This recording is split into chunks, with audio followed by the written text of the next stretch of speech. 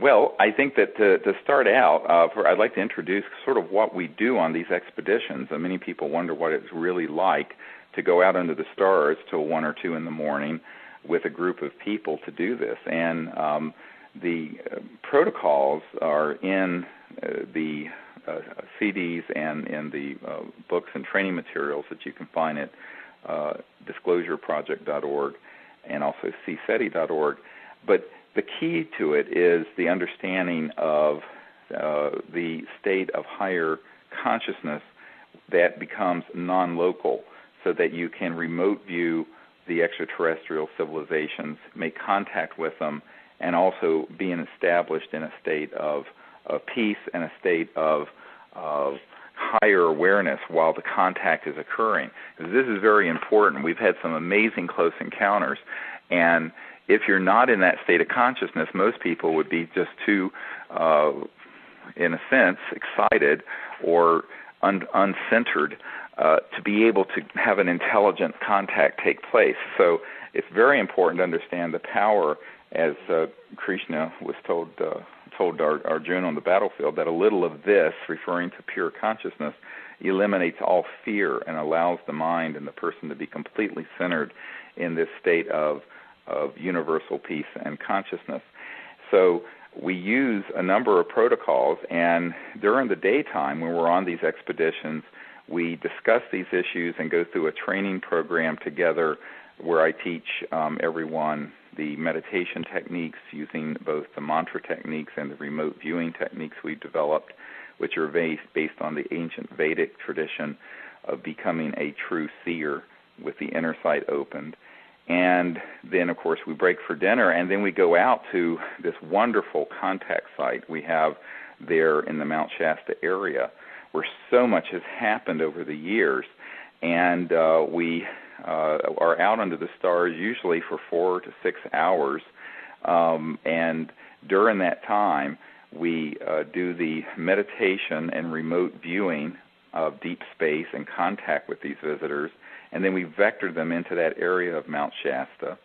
And we also have high-powered lasers and beeping tones, electronic tones, that have been recorded that are of extraterrestrial origin that we send back out into space electromagnetically so that they get a very precise fix on where we're located.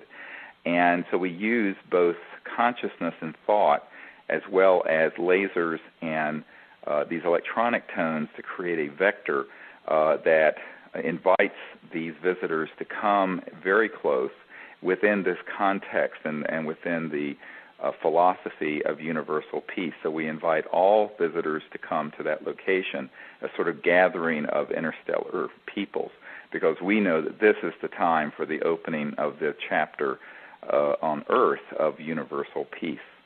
And in that context, when the group becomes very resonant and you begin to have a critical mass of the group, let's say there are 30 or 40 people, achieve that state of consciousness and calmness, what we find is that instantly these ET craft or beings will appear all around us or in the sky above us or coming from the volcano itself, the Mount Shasta volcano, which is a dormant volcano, but which is actually one that could actually erupt.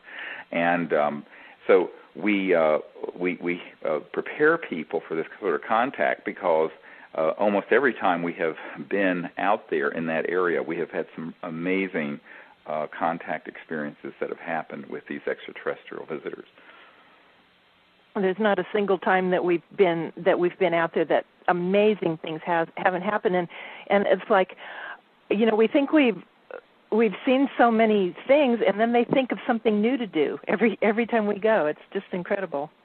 Right, and it's actually very beautiful. I'm reminded that a couple of years ago we were there, and towards the end of the night we were making a circle, and we were doing this sort of blessing for the group and this universal consciousness, and it was this crystal clear night, and we had Venus in the east and Mars in the west, and you know we had a male and a female planet up in the sky sort of holding the balance. And in this instant there were two extraterrestrial craft that emerged from the east going right beside each other and flew right over heads where you could almost hear them, and covered from one horizon to the other, connecting Venus with Mars in just a few seconds. And it was this breathtaking send-off saying goodbye to us that night that happened, that everyone saw, and that it was just so beautiful and so amazing. And that's just one of thousands of events like that have happened there. I mean, when I say thousands, I mean literally so many things over the years. We've been going there since when? I guess 1999. 1999, the first time we ever went there.